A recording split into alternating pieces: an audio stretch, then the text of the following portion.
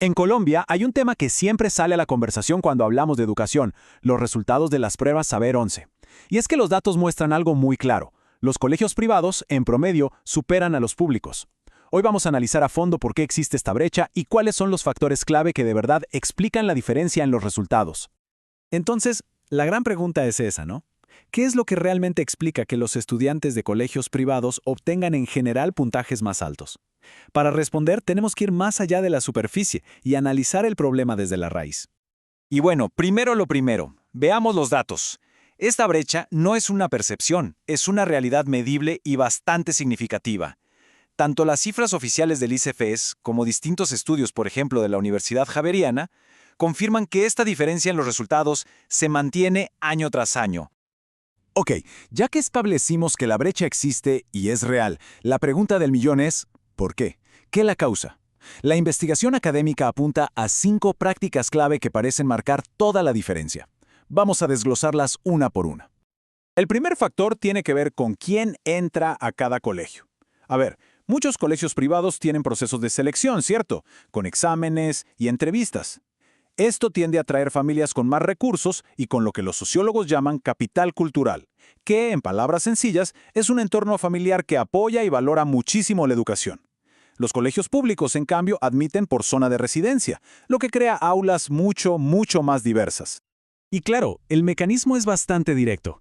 Este proceso de selección termina creando un grupo de estudiantes que, en promedio, ya llega con más apoyo en casa y acceso a ciertos recursos. Y esto, inevitablemente, eleva las expectativas de todos en el aula y se traduce en un mejor rendimiento general. El segundo factor, y esto no sorprende a nadie, es el dinero.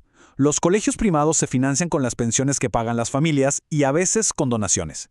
Esto les da músculo financiero para invertir en mejores laboratorios, en tecnología, en todo tipo de actividades extracurriculares. Por otro lado, los colegios públicos dependen de presupuestos estatales que, seamos sinceros, suelen ser bastante más ajustados.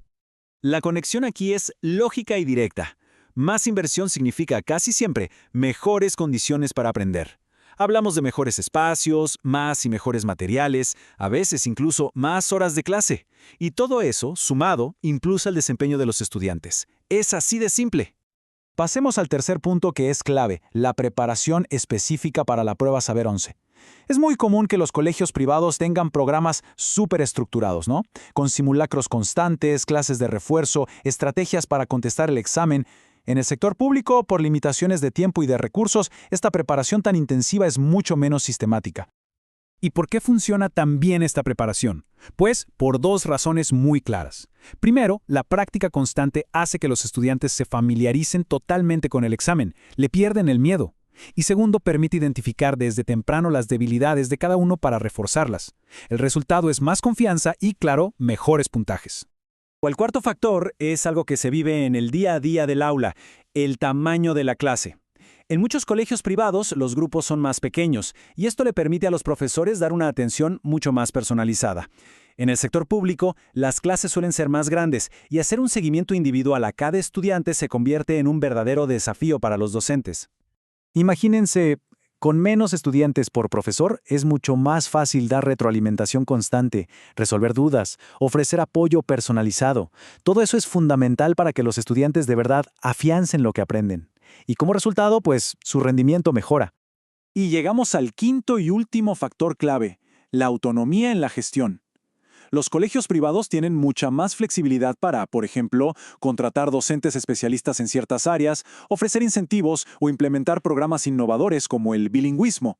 El sector público, en cambio, funciona con normativas de contratación y presupuestos mucho más rígidos que a veces limitan esa agilidad para innovar. En pocas palabras, tener más autonomía permite que un colegio tome decisiones más rápidas y mucho más enfocadas en las necesidades reales de sus estudiantes. Y esa capacidad de adaptación, esa agilidad, tiene un impacto directo y muy positivo en los resultados finales. Muy bien, ya vimos los 5 factores uno por uno.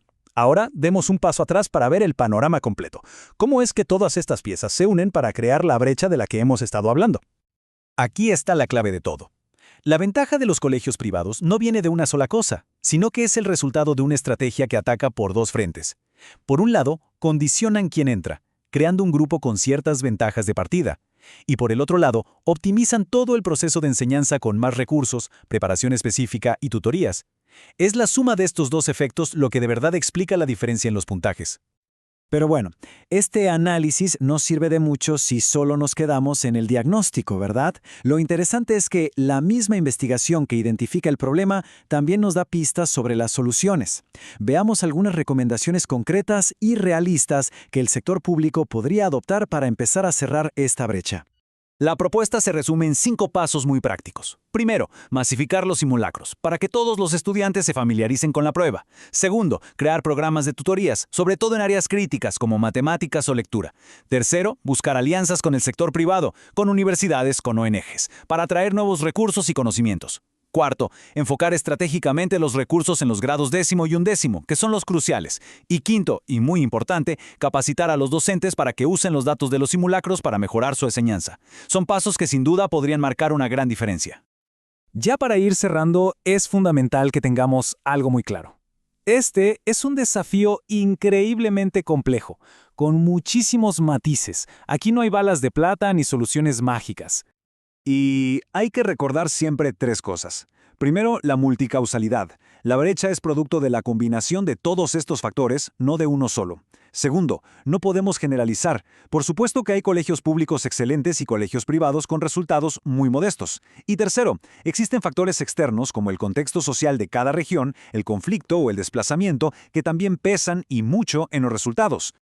Y con esto cerramos nuestro análisis, dejando una pregunta abierta para la reflexión. Más allá de lo que hemos visto hoy, ¿qué otras ideas, qué otras estrategias podrían implementarse para construir un sistema educativo que sea de verdad más equitativo para todos en Colombia? La conversación definitivamente debe continuar.